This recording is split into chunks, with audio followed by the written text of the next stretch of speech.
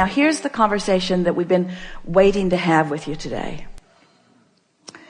You begin to notice that the things that you lightly are contemplating are flowing easily into your experience.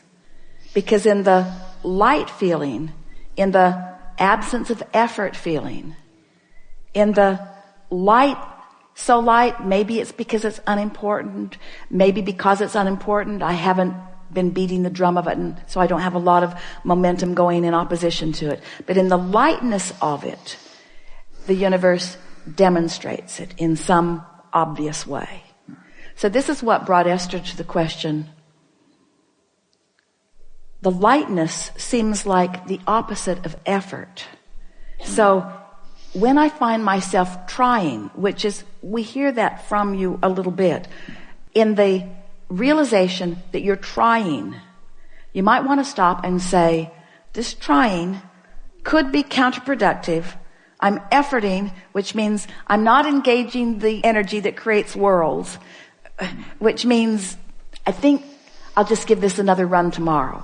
And as you do that and do that and do that, you're going to find that effort is not a factor in your experience. You're going to find that trying and struggle are not a factor in your experience. You're going to begin to discover that things that you want lightly come easily. So there's something important to be talking about there. How can I feel light about something I've been so intense about for so long? And we say, by giving it a rest. By giving it a rest. By focusing on some other things for a while. Or by getting as general about it as you can. And things just work out. They just work out.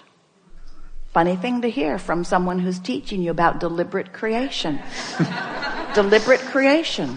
Deliberate creation is about tuning your frequency. Deliberate creation is about feeling your emotions and knowing what they're telling. Deliberate creation is about understanding the relationship between who you really are and what you really want and what you're doing right here and now.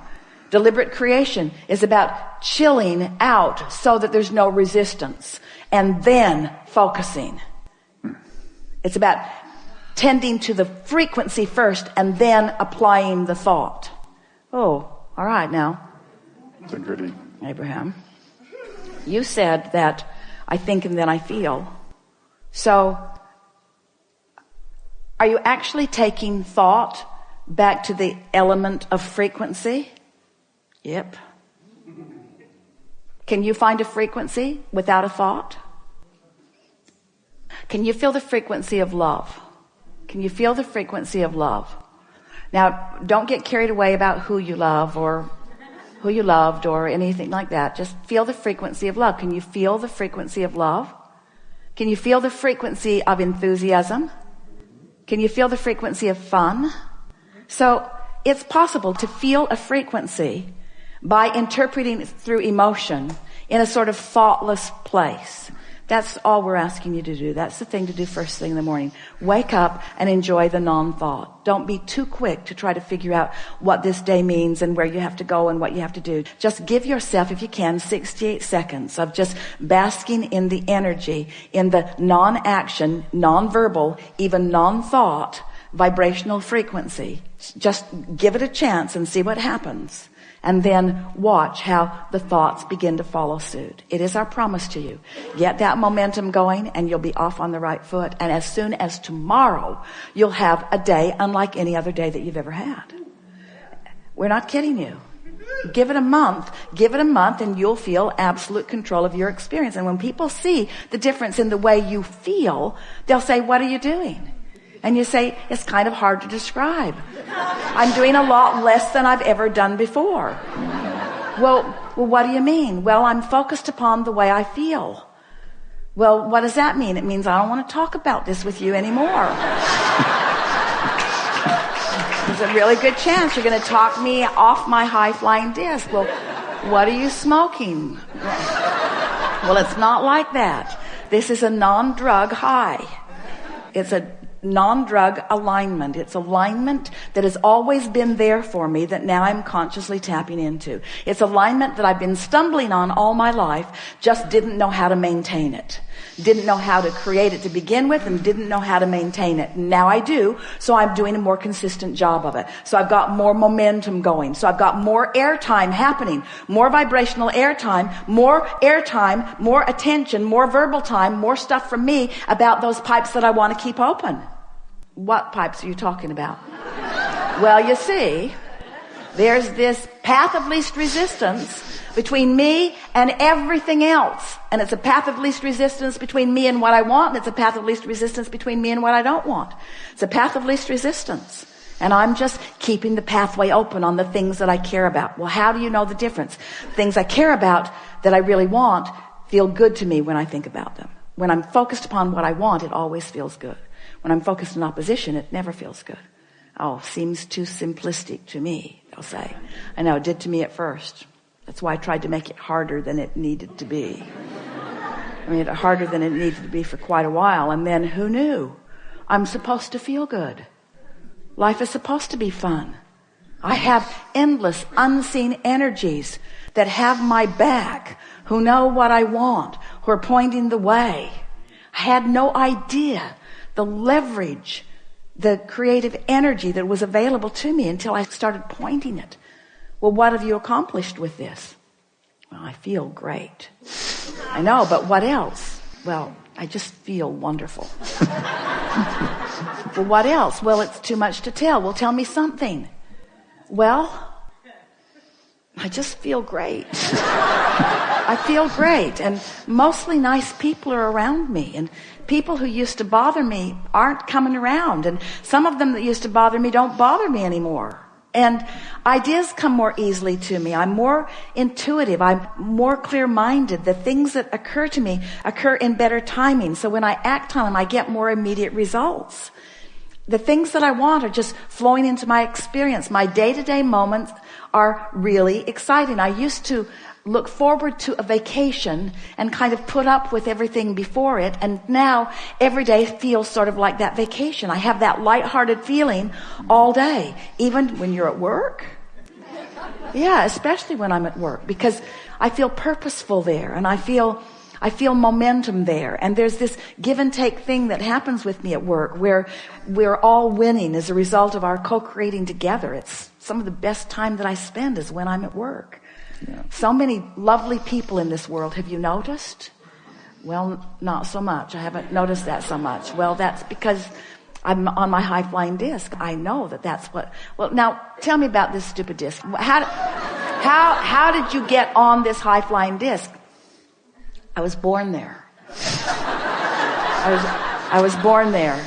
I talked myself out of it with a lot of help from others who had forgotten about it too. But no, I mean, how did you get on it today? Well, I thought you'd never ask. Well, this morning when I woke up, I just thought happy thoughts.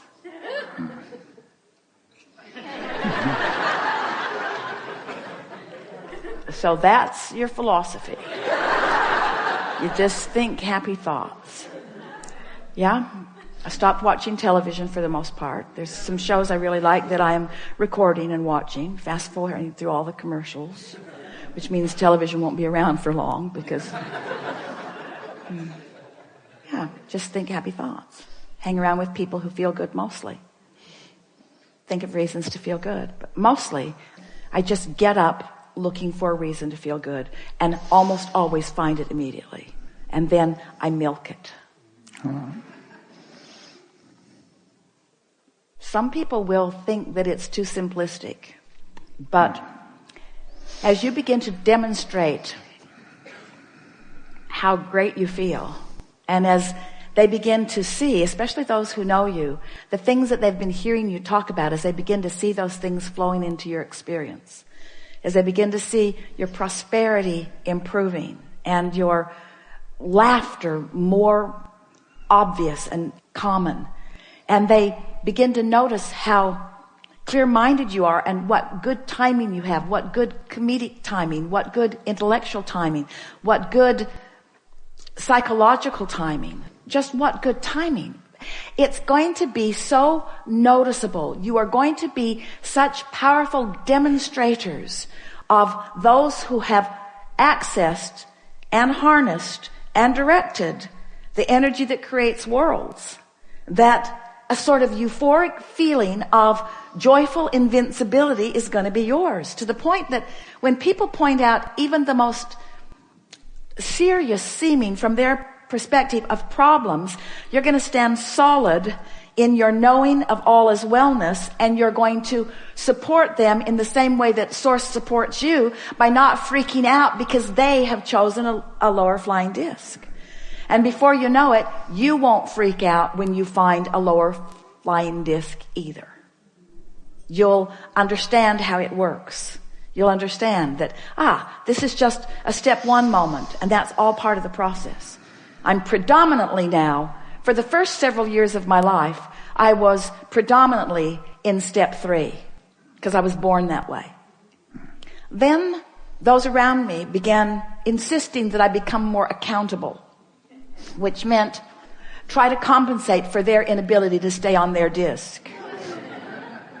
We hope you heard that in the way we meant it. So then I had sort of a rough ride for a while, where I was having predominantly step 1 moments. What are step 1 moments? Contrasting moments where I know what I don't want, so I know what I do want. I know what I don't want, so I know what I do want. So I was asking for quite a few years of my life. I was predominantly doing step 1 moments, stumbling accidentally into alignment, but not really knowing what I was doing. But it was a good plan, because during that step 1 phase of my life experience, all of you have passed through that now. I filled my vortex with all kinds of specifics that matter to me. And now you're in the step 3 phase of your life experience, where now getting on the high flying disc, that's your work, that's your work, that's your work, that's your work, that's your work. So I'm done, Abraham, I'm not going to create anymore. Oh no, because you're not going to stay on the high flying disc. You're going to dip. You're going to still have step 1 moments, but you're predominantly going to be living step 3 moments. Occasional step 1 moments, because you can't not expand. You want to continue to clarify, but predominantly step 3 moments. You see what we're getting at? How can I assure predominant step 3 moments? By making sure every day at least starts there.